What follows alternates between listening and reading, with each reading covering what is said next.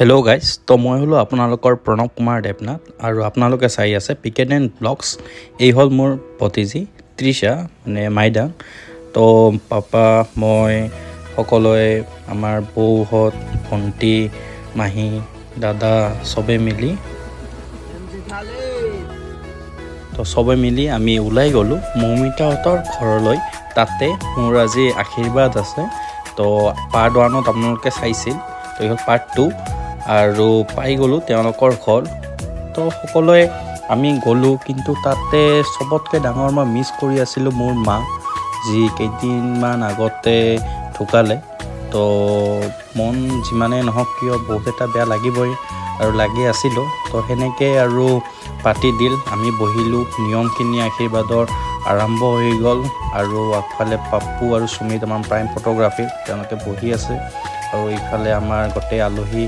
তো এনেকেই মই ৰিংটো পিন্ধাই দিলোঁ। পিন্ধাই দিয়াৰ পিছত তেওঁৰ মা দেউতা, মোৰ দেউতা, বৌ, দাদা, মাহীহঁত যিমান গৈছিল সকলোৱে আশীৰ্বাদ দিলে যেন ভালদৰে কাটে জীৱন। তাৰপিছত আমি কেক কাটিং কৰিলোঁ।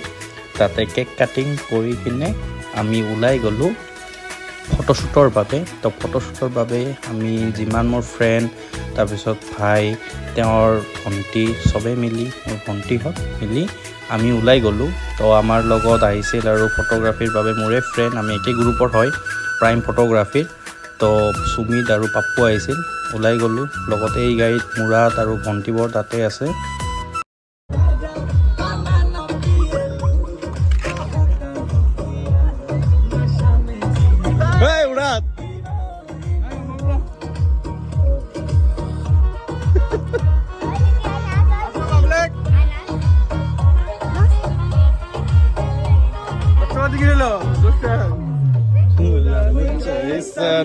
Hilal baru,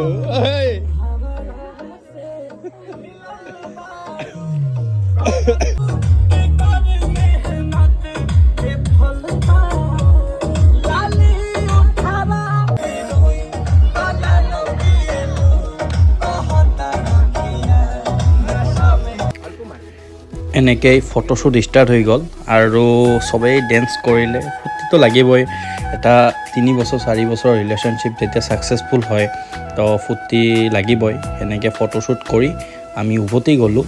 তো এতিয়া আপোনালোকৰ লাষ্টত মই অলপ হিষ্টৰী কৈ দিম, কেনেকৈ আমাৰ কি হ'ল। তো এইখিনি চাই থাকক। আজিৰ ব্লগ ইয়াতেই